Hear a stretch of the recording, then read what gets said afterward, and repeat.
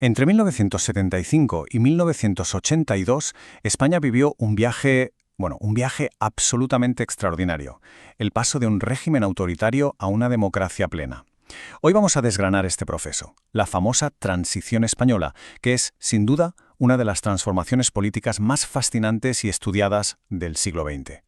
Y aquí está la gran pregunta, el meollo de la cuestión que vamos a explorar, porque el caso español es único. Es un estudio increíble sobre cómo se puede transformar un sistema desde dentro, un proceso que estuvo, la verdad, lleno de ingenio, de muchísima tensión, pero sobre todo de un deseo inmenso de cambio pacífico. Venga, vamos a situarnos. Estamos en noviembre de 1975. El dictador Francisco Franco acaba de morir. Su sucesor, el rey Juan Carlos I, asume la jefatura del Estado. Y España en ese momento se encuentra en una encrucijada, pero de las de verdad, de las que marcan la historia.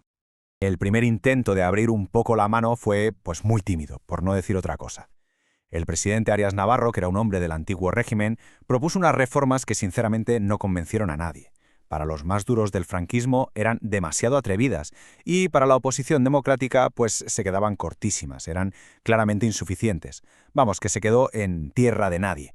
Mientras tanto, la calle era un hervidero. La oposición, que se había unido en un organismo llamado Coordinación Democrática, tenía unas demandas clarísimas, como vemos aquí. Amnistía para liberar a los presos políticos, que volvieran los exiliados y, sobre todo, la joya de la corona, convocar elecciones libres. Las huelgas y las protestas se multiplicaban por todo el país. La situación, como se puede imaginar, era insostenible. Y es justo aquí donde llega el punto de inflexión. En 1976, el rey toma una decisión audaz. Una de esas decisiones que de verdad cambian el rumbo de la historia. El rey fuerza la dimisión de Arias Navarro y en su lugar nombra a un hombre mucho más joven, con más ambición, Adolfo Suárez. Y le encarga una misión que parecía casi imposible. Su trabajo era desmontar la dictadura, pero, y aquí está lo increíble, utilizando las propias herramientas legales del régimen para construir una democracia.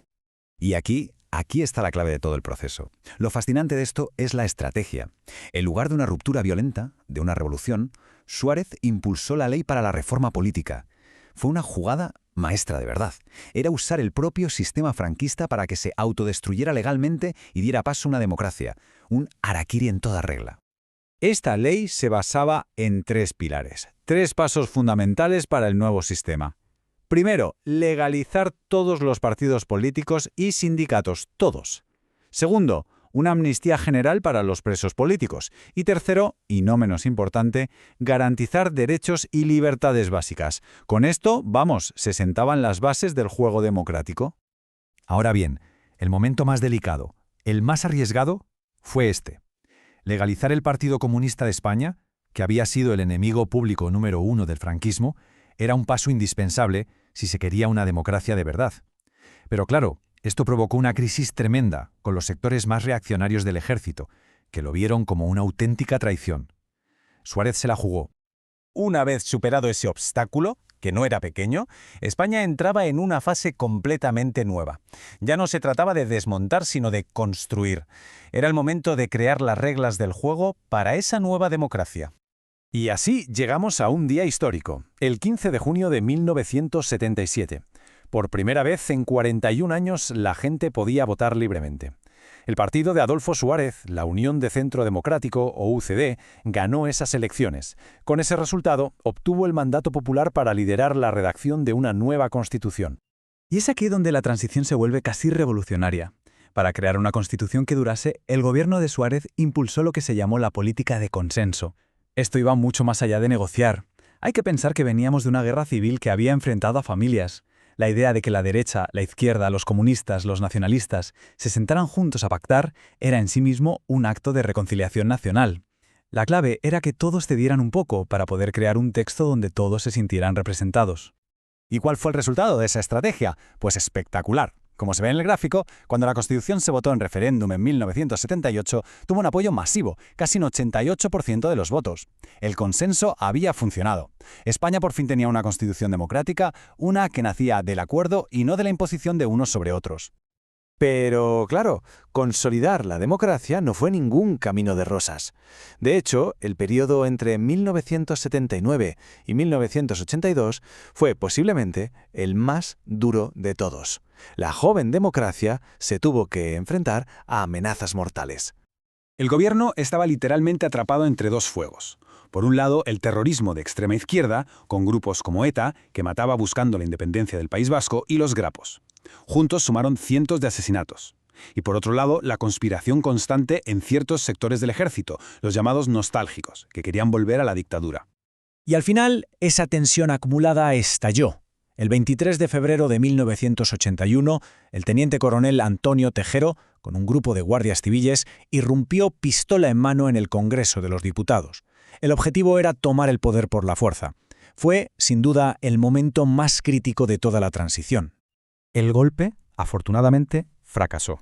Y un factor absolutamente decisivo fue la intervención del rey. Apareció en televisión, vestido con su uniforme de capitán general de los ejércitos, para desautorizar a los golpistas y defender la Constitución.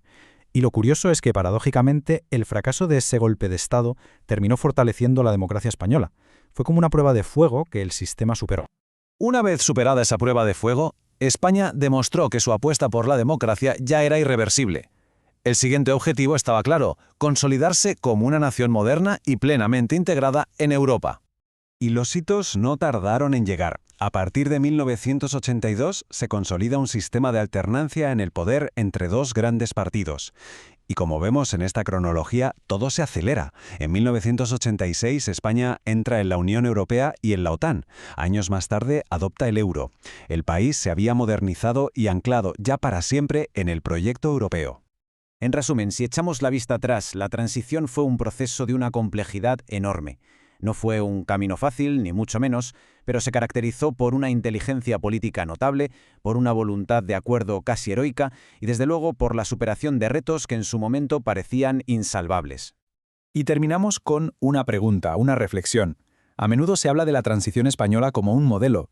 En un mundo como el actual, tan marcado por la polarización, la historia de cómo España consiguió pasar de una dictadura a una democracia a través del diálogo y el consenso, pues sigue siendo un caso de estudio fascinante y sobre todo muy relevante.